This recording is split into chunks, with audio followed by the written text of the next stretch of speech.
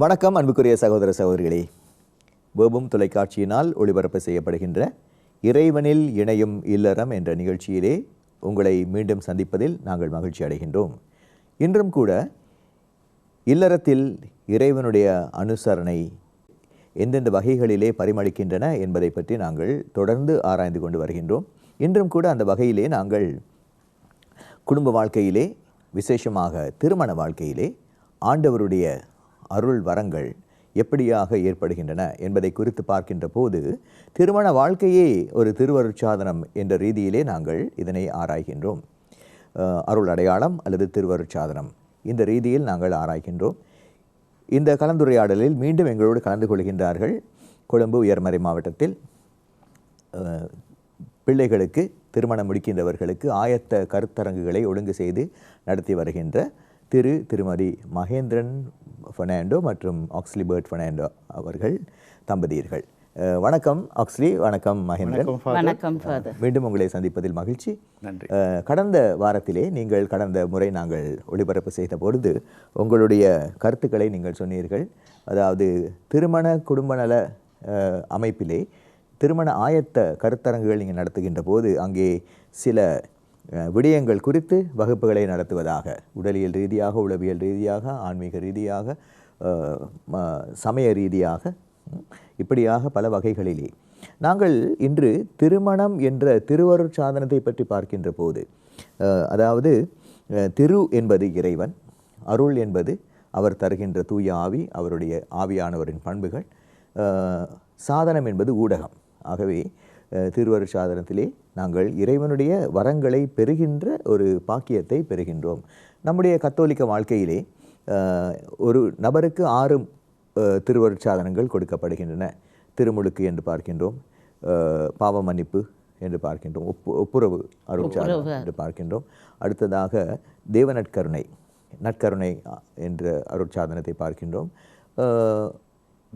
உறுதி பூசுதல் என்று பார்க்கின்றோம். மெய்விவாகம் அல்லது குருத்துவம் என்று பார்க்கின்றோம். அடுத்ததாக நோயில் பூசுதல் என்ற அருட்சாதனம். இந்த ஒவ்வொரு அமைப்பிலேயும் நாங்கள் தூய ஆவியானவருடைய உள்ளோட்டத்தை நாங்கள் பார்க்கின்றோம். திருமணத்தை பற்றி நாங்கள் பார்க்கின்ற போது நம்முடைய இந்த நீங்கள் நடத்துகின்ற இந்த கருத்தரங்குகள் இந்த திருமண அருட்சாதனத்திற்கு ஏதுவாக அமைவது எப்படியாக என்று நாங்கள் பார்ப்போமா?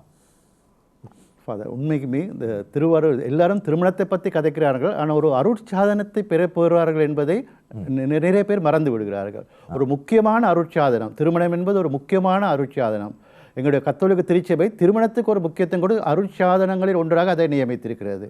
ஸோ நாங்கள் வெளி அடையாளங்களுக்காக ரெடி பண்ணுறதை விட ஒரு முக்கியமான அருட்சாதனங்களை பெறப்போகிறோம் என்கிறது ரொம்ப ரொம்ப முக்கியம். உண்மைக்குமே திருமணத்துக்கு முதல்ல பிள்ளைகளும் சரி, பெற்றோரும் சரி, ஒரு பாவ சங்கீதனத்தை பெற வேண்டும். அதை நாங்கள் நிறைய மறந்து விடணும். உள்ள தூய்மையோடு தான் எங்கள் திருமணங்களுக்கு நாங்கள் செல்ல வேண்டும். திருமணம் என்பது உண்மையாகவே கடவுளால் நிர்ணயிக்கப்படுகிறது. ஒரு பாட்டு இருக்குது, கடவுள் அமைத்து வைத்த மேடை இணைக்கும் கல்யாண மாலை இன்னாருக்கு இன்னார் என்று எழுதி வைத்தான் எங்களுடைய தேவன் என்று.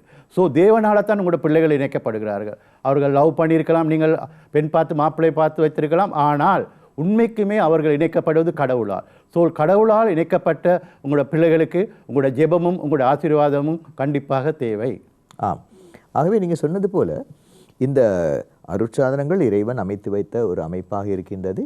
இந்த அருட்சாதனங்கள் பெறுகின்ற போது பிள்ளைகள் இதனை அந்த அளவுக்கு புரிந்து கொள்ளாமல் சில நேரத்திலே திருமணம் என்பதை ஒரு வைபவமாக, திருமணத்தின் ஒரு கடமையாக, ஒரு சமுதாய கடமையாக, ஒரு பொறுப்பாக நினைத்து வாழுகின்றார்கள். அதற்கு காரணம் என்று நாங்கள் யோசிக்கின்ற போது நம்முடைய பிள்ளைகளுக்கு சிறு வயதிலிருந்தே அவர்களுக்கு கொடுக்க வேண்டிய மறைக்கல்விகளிலே அல்லது போதனைகளிலே திருமணம் என்பது குறித்த அந்த அருட்சாதன அமைப்பை பற்றி சொல்லிக் கொடுப்பதற்கு எங்களுக்கு பள்ளிக்கூடத்தில் ஆகட்டும் அல்லது மறைக்கல்விகளிலாகட்டும் அந்த போதிய அளவு எங்களுக்கு ஒரு அவகாசம் கிடைக்கவில்லை என்று சொல்ல வேண்டும். உண்மைதான் ஃபாதர். அதாவது பிள்ளைகள் அந்த திருமணத்தை முக்கியத்துவம், ஒரு குடும்ப வாழ்க்கையின் முக்கியத்துவத்தை, அதாவது ஆன்மீக ரீதியில் கடவுளோடு இணைந்து வாழ்கிற வாழ்க்கை தான் ஒரு திருமண வாழ்க்கையின் வெற்றியான அமைப்பு என்பதை அவர்கள் புரிந்து கொள்ளவில்லை.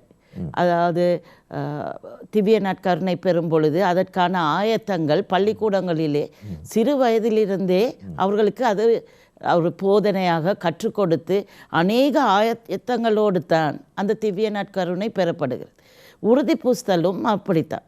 அவர்கள் நல்ல முறையிலே அதற்கு ஆயத்த வகுப்புகளோடு நடத்துகிறார்கள். ஆனால் 10ஆம் வகுப்பு 12வது வகுப்புகளிலே இந்த திருமண வாழ்க்கையை பற்றி கற்றுக் கொடுப்பது ரொம்பவும் அது இல்லை என்று தான் சொல்ல வேண்டும். ஆகவே இந்த காலகட்டத்தில் அதை ஒரு பயிற்சியாக கொண்டு வருவது மிகவும் நல்லது என்று நாங்கள் கருதுகிறோம். ஆரம்பத்திலேயே அவர்களுக்கு அவர்கள் மேல் படிப்புக்கோ அல்லது அவர்கள் திருமணத்திற்கு ஆயத்தமாக யாரை தெரிந்து கொள்ளலாம், இது கடவுள் எனக்கு வைத்திருக்கிற திட்டமா என்று புரிந்து கொள்கிற அளவுக்கு அவர்களுக்கு அந்த ஞானத்தை ஆண்டவர் கொடுக்க வேண்டும் என்று. ஏன்னா பரிசுத்த ஆவியானவருடைய கொடைகளில் ஞானம் என்பது ஒரு முக்கியமான ஒரு கொடையாக இருக்கிறது. ஆகவே அவர்கள் தெரிந்து கொள்ள போகிற அவர்களுடைய எதிர்கால வாழ்க்கை துணைவியையோ தெரிந்து கொள்ளக்கூடிய ஒரு மனப்பக்குவம் அந்த பிள்ளைகளுக்கு வேண்டுமானால் நிச்சயமாக அவர்கள் அந்த ஆன்மீக வாழ்க்கையிலே அடிப்படை, அதாவது 10ஆம் வகுப்பில் இருந்தே பள்ளிக்கூடங்களிலே இதை தெரிவுபடுத்த வேண்டும் என்பது எங்களுடைய தாழ்மையான கருத்தாக இருக்கின்றது. அதே நேரத்திலே இப்போ நீங்கள் சொன்னது போல அதாவது யாரை திருமணம் செய்து கொள்ள வேண்டும் என்பதை பொறுத்து அவர்கள் தீர்மானிப்பது, அவர்கள் ஆராய்வது என்பதோடு சேர்ந்து சொல்லப்போனால் அதைவிட அதிகமாக, அதைவிட முக்கியமாக யார் திருமணம் செய்து கொள்ளப் போகின்றார் என்பதை குறித்து, அதாவது தன்னை குறித்து, நான் திருமணம் செய்து கொள்ளப் போகின்றேனே, நான் அதற்கு தயாராக இருக்கின்றேனா, எந்த அளவிலே நான் ஆயத்தமாக இருக்கின்றேன். நீங்கள் சொன்னது போல உங்களுடைய வகுப்புகளிலே நடத்துகின்ற அந்த முதலாவது வகுப்பு, நான் யார், எந்த அளவுக்கு நான் அன்பை பெற்றிருக்கின்றேன், எந்த அளவுக்கு நான் என்னுடைய அன்பை பரிமாற காத்திருக்கின்றேன் கம்யூனிகேஷனிலே, இல்லையா, அதாவது பரிமாறலிலே, எந்த அளவுக்கு நான் என்னுடைய துணைவரை ஒரு கணவராக, ஒரு ஆண் கணவராக, ஒரு பெண் மனைவியாக, அதையும் நாங்கள் சொல்ல வேண்டும், ஆண் கணவராக அல்லது பெண் மனைவியாக என்று சொல்ல வேண்டிய ஒரு நிலையிலே நாங்கள் இப்பொழுது இருக்கின்றோம்.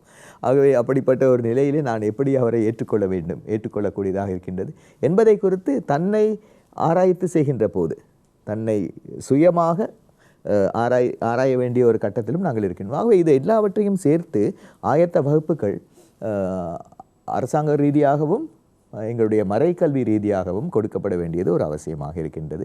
இது ஒரு நல்ல ஒரு யோசனை. இதனை நாங்கள் ஆராய்வோம் எப்படி செய்யலாம் என்று.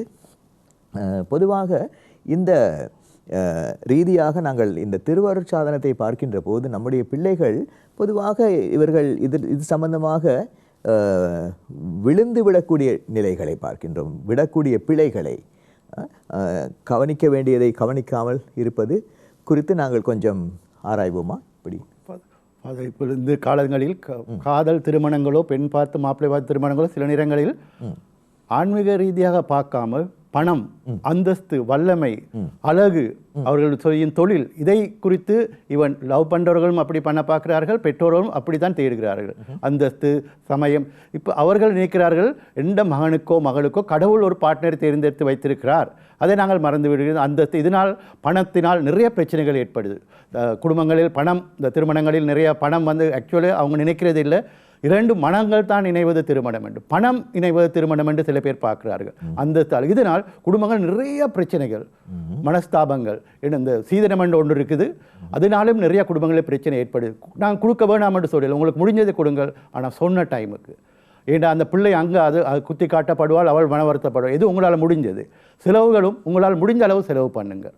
அனாவசிய செலவுகளை பண்ணி குடும்பங்களில் வீண் பிரச்சனைகளை உருவாக்காதீர்கள். இதனால் நாங்கள் உண்மைக்கு மனத்தை பார்க்காமல் பணத்தையும் வேறு இதுகளையும் பார்க்கிறனால் குடும்பங்களில் அனாவசிய பிரச்சனைகள் நிறைய ஏற்படுது. அதாவது வெளி அடையாளமாக வெளியே காணப்படுகிற தேவைகளை மட்டுமே அவர்கள் நோக்கி பார்க்கிறதுனால அவர்கள் அந்த உன்னதத்துக்குரிய ஆசீர்வாதங்களை அவர்கள் பார்ப்பது ரொம்ப குறைவாக இருக்கிறது. ஆமாம். அப்போ உலக ரீதியான விழுமியங்களை அவர்கள் கருத்தில் கொள்கிறார்கள். திருமணத்தின் உலக ரீதியான பெருமதிகளை பார்க்கின்றார்கள். உன்னத ரீதியான பெருமதிகளை பார்ப்பது ரொம்ப குறைவாக இருக்கிறது. நாங்கள் எல்லாரும் என்று அதில் சொல்ல முடியாது. ஏன்னா நல்லா வாழ்கிற குடும்பங்கள் நிறைய நாங்கள் பார்க்கிறோம். சந்தோஷம் அதாவது குடும்ப வாழ்க்கையில் ஏற்றத்தாழ்வுகளோடு தான் நாங்கள் வாழ்கிறோம் ஃபாதர். எல்லாமே நாங்கள் சொல்ல முடியாது. அதாவது மேடு பள்ளங்கள் திருமண அவர்கள் செய்கிற அந்த திருப்பலியிலேயே அவர்கள் அதைத்தான் ஒப்பந்தமாக செய்து கொள்கிறார்கள். இன்பத்திலும் உடன்படிக்கையாக, ஒப்பந்தம் அல்ல, உடன்படிக்கையாக செய்து கொள்கிறார்கள். அதாவது இன்பத்திலும் துன்பத்திலும், அதாவது மேடு பள்ளங்கள் எல்லார் வாழ்க்கையிலும் இருக்கிறது. ஆனால் அது கடவுளுடைய துணையோடு அதை எப்படி நாங்கள் ஏற்றுக்கொள்வது? ஏன்னா அவர்களுடைய அன்பும் இக்காலகட்டத்திலே அந்த அன்பு தணிந்து போய்விட்டது. குடும்ப அன்புகள் அதாவது சரியான முறையில் பரிமாற்றங்கள் இல்லாததுனால அந்த அன்பும் தணிந்து போய் இருக்கிறது. அன்பு தணிந்து போயிருக்கின்றன சொல்லுகின்ற போது நினைவு வருகின்றது. அதாவது இன்று today's world is commercialised in every aspect. அதாவது இன்றைய உலகம் பல்வேறு வகைகளிலே வணிகமயமாக்கப்பட்டு விட்டது, வியாபாரமயமாக்கப்பட்டு. ஆகவே நீங்கள் சொன்னது போல இந்த காதல் சமாச்சாரங்கள் கூட வியாபாரமயமாக்கப்பட்டு விட்டன என்று கூட நாங்கள் சில நேரங்கள் எல்லாவற்றிலும் சொல்ல முடியாது.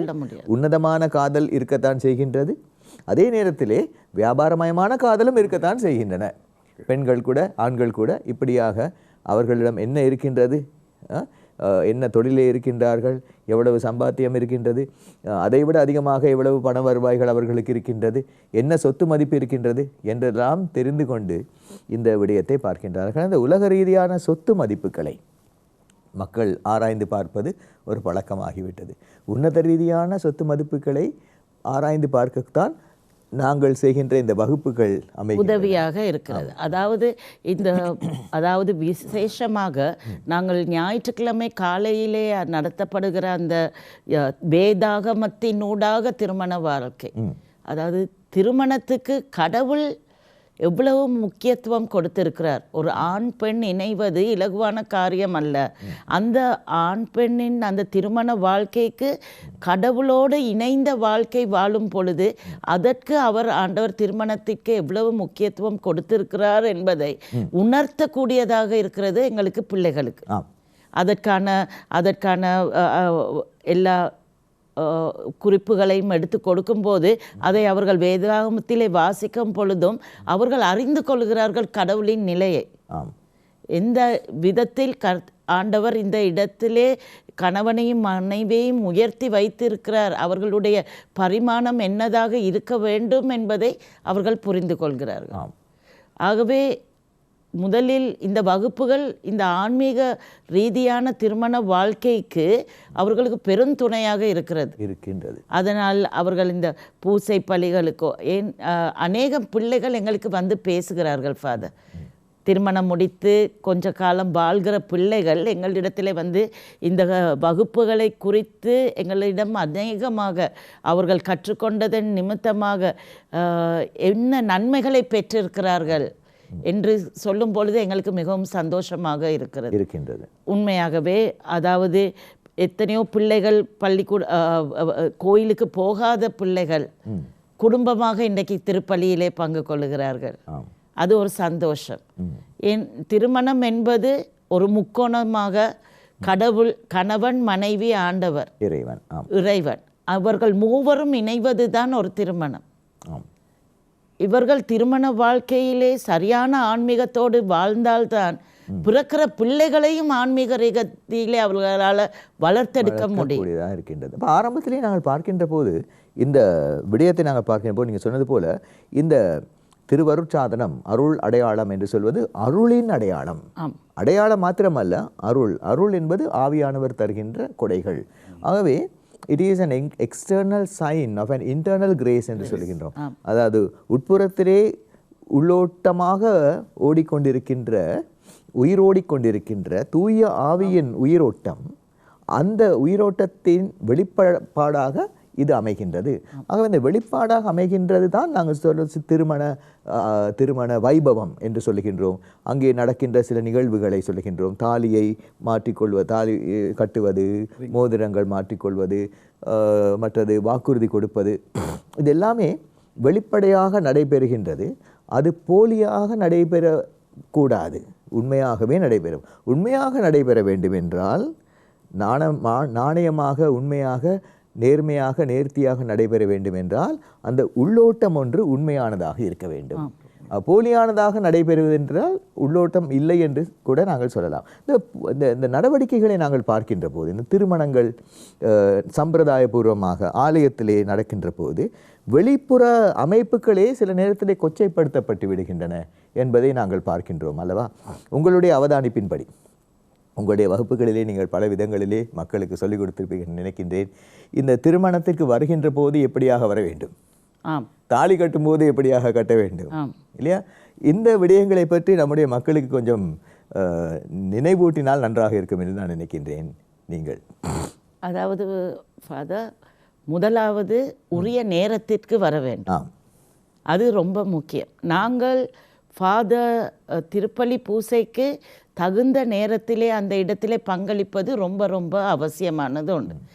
நாங்கள் வெளியே மற்ற காரியங்கள், அதாவது இவர்கள் அநேகமாக படங்களுக்கும் அவர்கள் புகைப்படங்களுக்கு கொடுக்கிற அந்த நேரத்தை ஒதுக்கி சரியான நேரத்துக்கு திருப்பலி, ஒரு திருமணத்தின் முதல் அடையாளம், முதல் ஒரு அம்சமாக திருப்பலி பூசை தான் முக்கியம். நிச்சயமாக அந்த இடத்திலே கடவுளுடைய ஆசீர்வாதம் முதல்ல வழங்கப்படும் பொழுதுதான் தொடர்ந்து எங்களுடைய வாழ்க்கையிலே எல்லாமே சரி வர செய்து கொள்ள முடியும். அதே போல அவர்கள் வெளி அடையாளங்களுக்கு புகைப்படம் எடுப்பவர்களும் அந்த திருமணம் செய்ய போகிற அந்த அவர்களுக்கு அநேக சங்கடங்களை ஏற்படுத்துகிறார்கள். இப்பொழுது கூட நாங்கள் பார்க்கின்றோம், சொன்னது போல இதுவும் வியாபாரமயமாக்கப்பட்டுவிட்டது. அந்த ப்ரீ ஷூட் என்று சொல்லுகின்றார்கள். திருமணத்திற்கு முன்பாக சில விடயங்களும் நடைபெற்று விடுகின்றன, புகைப்படங்கள், வீடியோக்கள் எடுப்பது போல. அதாவது அவர்கள் ஆயத்தமாகி வெளியிலே போய் எல்லா படங்களும் எடுத்துவிட்டு, படங்கள் எடுத்துக்கொண்டு வீடியோ எல்லாம் எடுத்துவிட்டு அதன் பிறகுதான் வருகிறார்கள் ஆலயத்துக்கு.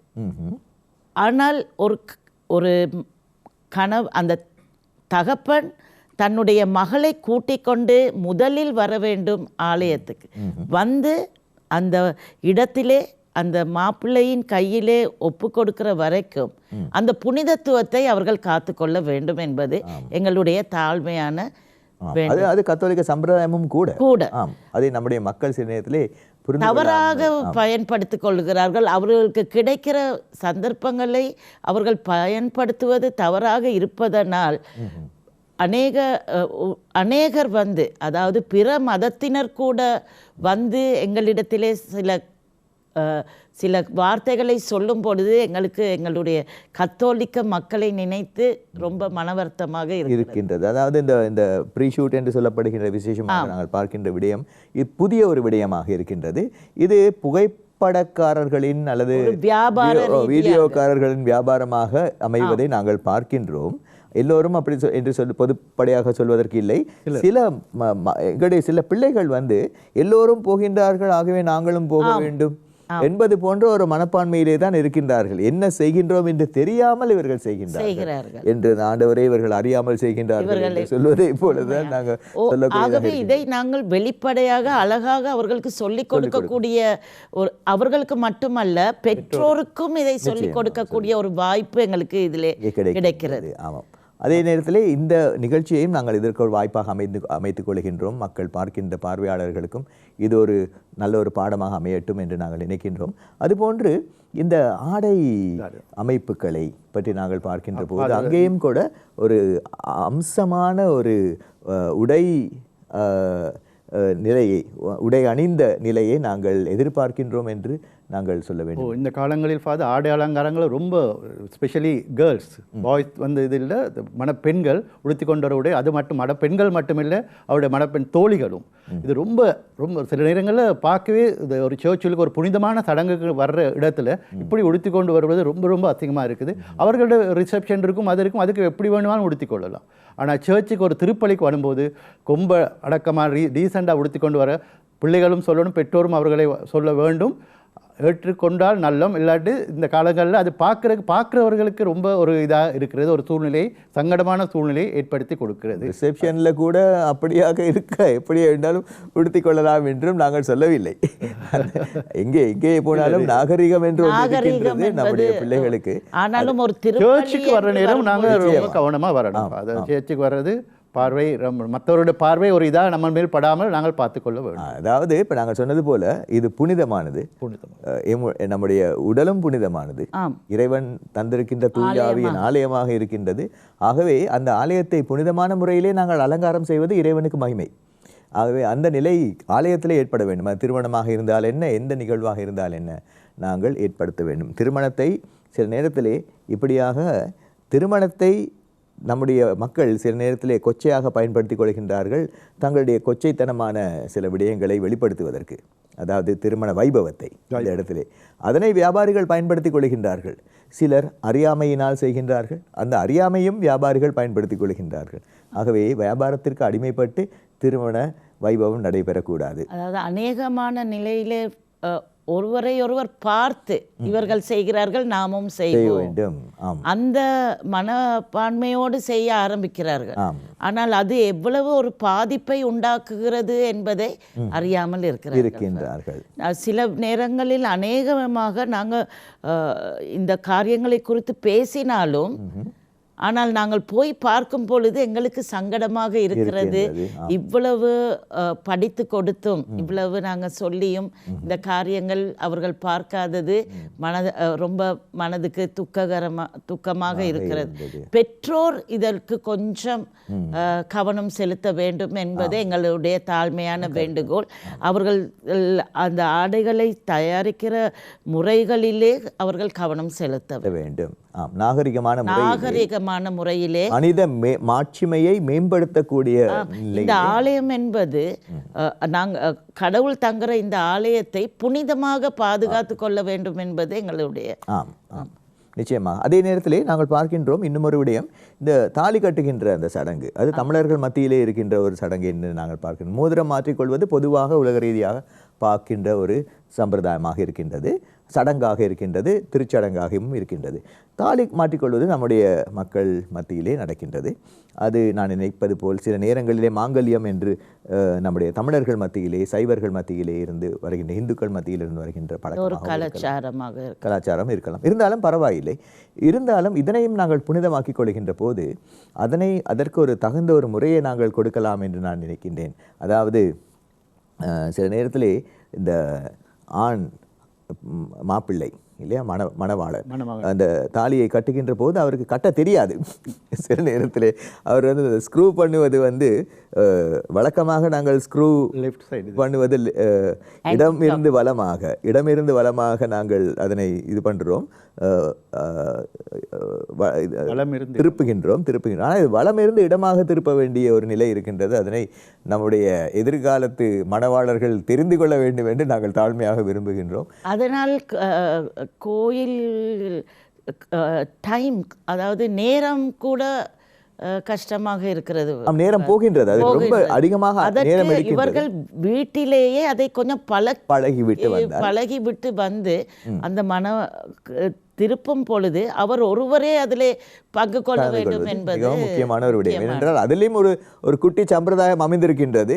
அது மாப்பிள்ளை தாலியை வைத்துவிட்டு அதற்கு பிறகு தொடர்ந்து தாலியை கட்டுவதற்கு வேறு யாராவது ஒரு பெண் வருவார். அதுவும் தப்பான ஒரு சம்பிரதாயமாக இன்று ஆரம்பிக்கப்பட்டிருக்கின்றது. இதெல்லாம் தேவையில்லாத ஒரு விடயம் என்று நாங்கள் தனிப்பட்ட முறையில் நான் நினைக்கின்றேன். அதற்குரிய உரிமை யாருக்கு இருக்கின்றது என்றால் மணவாளனுக்கு இருக்கின்றது. மணவாட்டியை அந்த முறையிலே தாலி கட்டி ஏற்றுக்கொள்வது. அதனை கூட புனிதமான முறையிலே செய்யலாம். ஆரம்பத்திலே நீங்கள் சொன்னது போல இந்த வகுப்பிலே ஒரு முறை இந்த பிள்ளைகளுக்கு இப்படிப்பட்ட ஒரு கருத்தை நாங்கள் சொல்லும்போது அதுக்கு பிறகு அந்த திருமணத்தை நடத்தக்கூடிய சந்தர்ப்பம் எனக்கு கிடைத்தது. அந்த அந்த மணப்பெண் முழந்தாள் படியிட்டு நாங்கள் சொன்னது போல பக்தியாக அந்த நிகழ்ச்சியை ஏற்றுக்கொள்வது நிகழ்ச்சியாக இருந்தது உண்மையாகவே. அது இந்த இப்படிப்பட்ட நிறைய கருத்துக்களை பிள்ளைகளுக்கு சொல்லிக் கொடுப்பதிலே நாங்கள் பெருமகிழ்ச்சி அடைகின்றோம்.